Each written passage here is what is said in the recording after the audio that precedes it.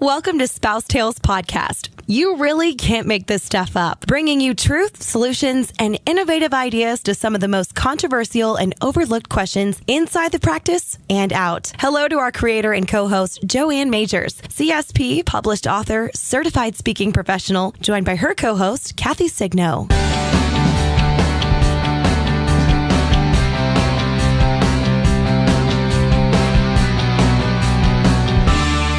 Hello, I'm JoAn Majors, and I want to welcome you to a podcast that's a little unusual.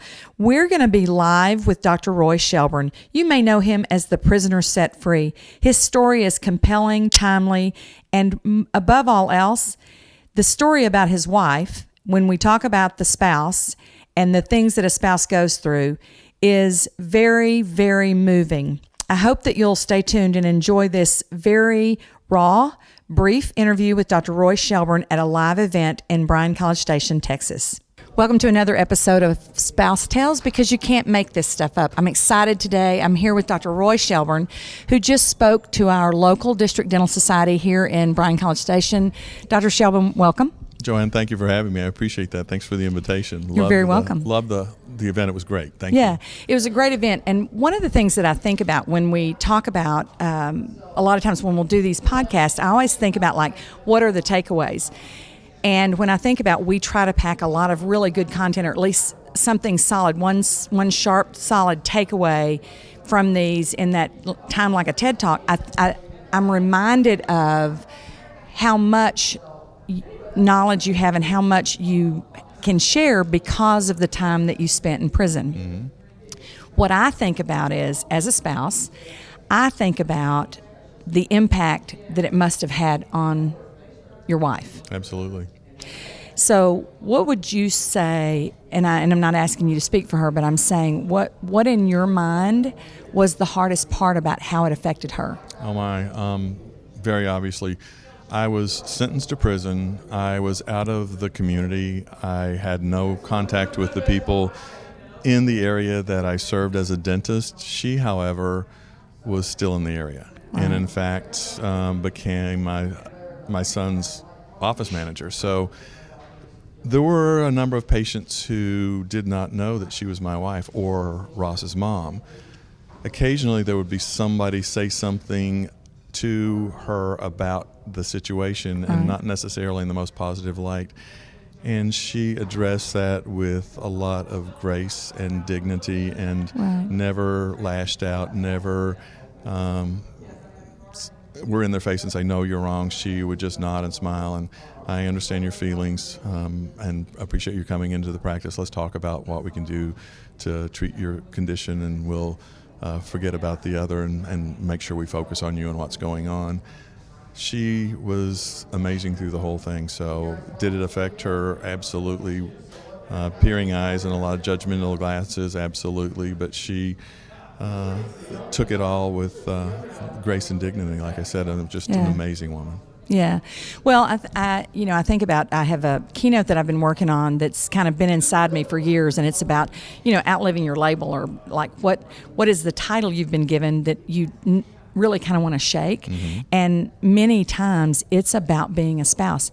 Not that that's a disrespectful thing, but one of the takeaways and one of the things that I think about is I want people who are spouses of professionals to be able to understand that, yes, we are in the shadows, but there's a way to find your light and shine it in the shadows. Absolutely. And it certainly sounds like your wife has done that. Yeah, she found her own grounding, her goal. She had a son that she loved and wanted to protect, and was going to do everything possible to make sure that she implemented the things that we learned in the process, and is rabid about making sure that son's protected. And it's kind of interesting when the patients are there and when the team's there. It's all very professional. My son is the practice owner, the leader and director, and she is an employee.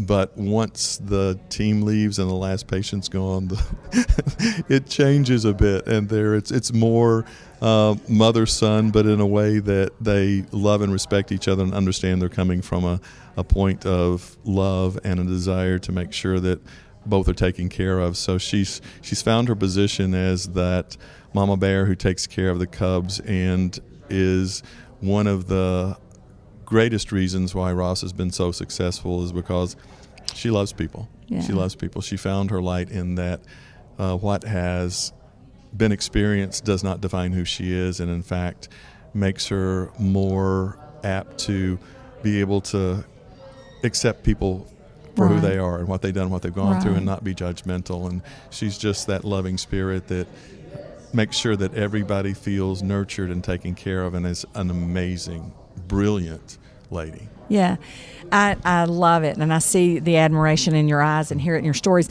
I think that in a lot of the stuff that I'll write about Spouse Tales and the different stories, I write about this we call them day wives, and I laugh about it. It's not a day wife is not a male or female, professional, non-professional. It's that person who stands in the gap and protects that doctor. It's that person who steps up, and I will say about clinical people that Chuck has worked with, these day wives, that the only way to describe it is it's like a beautiful ballroom dance. Their eyes are attached. They know, they anticipate his next move greater than I ever could. However, they know that it could change at any minute, and they're okay with that. And I think about that when you talk about the gentleman who had the key to your practice or your office and wouldn't give it up. That for me those are the kind of people that I feel like that get overlooked in dentistry. I mean, they're absolutely. the one, it's like, oh, what do? They're just. No, nobody's just. I mean, we're a part of a life of a professional, and it's like no longer should you stand in the shadow, but you should be proud of what you do. Absolutely. The family member, if you're a spouse in the practice, or regardless of where you are in the practice, I can tell you from experience, I may not have witnessed firsthand, but that spouse or that team member have your back every single day, so that if a patient says something maybe a little derogatory or harsh, they intervene. It's like, Sure. no, you're wrong. Yeah. You don't know. You don't know our person, doctor. That's exactly, right. and Yeah. happens all the time. And it's one of those things that kind of maybe glossed over. You don't really realize it, but it happens every single day. The number of times a person who answers that phone diffuses that negative That's right. conversation, protects the doctor, and stands up for what is right, and not do it in an attacking type way. Right, But say, right. You just need to know more about, you don't know this person. Sure. Spouses, team, it's all important that we all work together and support one another. Sure. And it's not going to be the behavior and the actual person or this behavior that we talk about. Not everybody's going to have it. We recognize you can't get an office full of people that are committed at that level. But what I know is that many times, whether a spouse is in the practice or out of the practice, dentists take what they do, I would say, more personal. Chuck has a really good friend who's a cardiovascular surgeon, and he said one of the hardest things is to come out and tell this family that they lost their family member. And, when Chuck's got to tell somebody they're going to lose a tooth, he laments over that. Sure. I mean, dentists are different. And so I always think about the people that they go home to.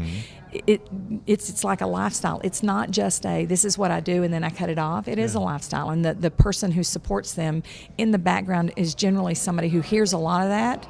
And so if it's double duty, if you understand what's going on here and then you're part of it there, Right. I feel like it's just harder.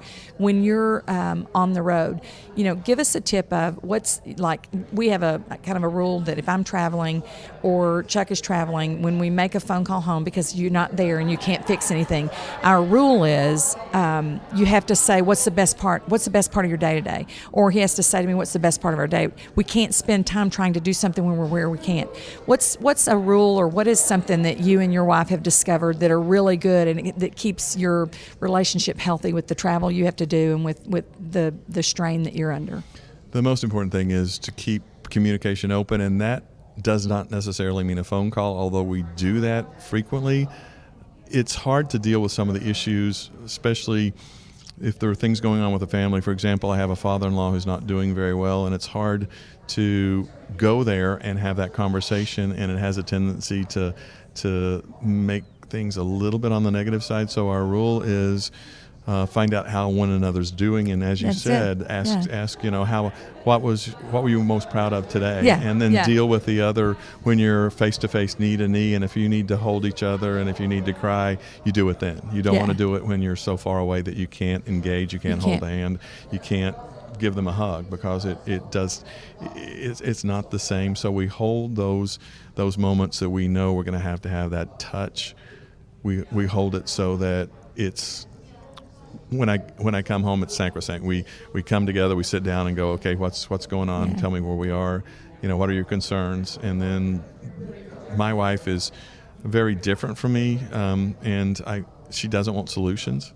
A lot of times, we as dentists, we as guys, we want to fix it. Try this, try this, try this. Learned a long time ago with my wife, I only am responsible for listening, and that's what she wants to do. Not offer any type of solution.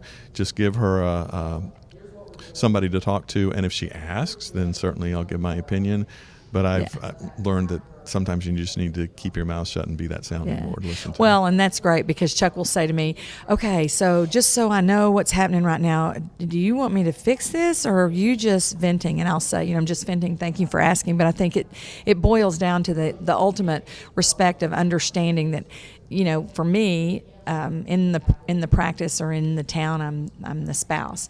But when we go to a dental meeting, it's like, oh, you must be Dr. Majors. So it's kind of interesting, because it's almost a role reversal. People will know me in that area, and they may not know him. Yeah. So I think it keeps us healthy as far as mutual admiration. But I think probably the thing that's most important is one of the takeaways I got from today and from any time I've ever been around you or listened to anything is like, it doesn't matter how many times somebody hears you. It doesn't matter how many times you tell the story.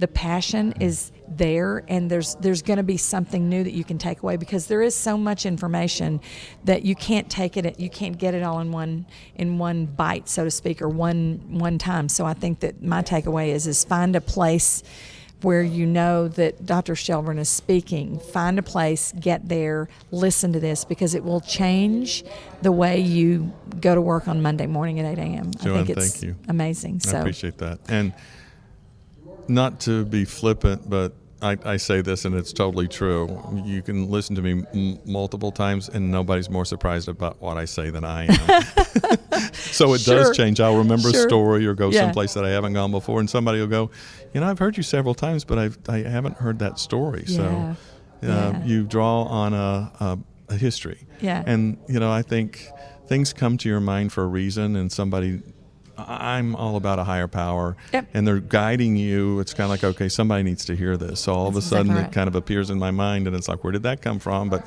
I'm going to say it. So thank you. Well, and that's I think that's part of what I appreciate so much about you as a believer, and I'm a believer as well. As a believer, it's like I do that little prayer before I speak, and I say, Lord, give me the stories I need today that somebody needs to hear. So absolutely. I appreciate that you value and understand that there's somebody else that's. I always say the skeleton's the same, but putting the meat on the bones is different every time I get up and do it. So, well, we appreciate you being with us today, JoAn, and it's been an amazing day. Thank you. I thank you. It's Valentine's, so Dr. Shelburne's been here sharing his heart and his love with us on Valentine's, and we are glad you tuned in.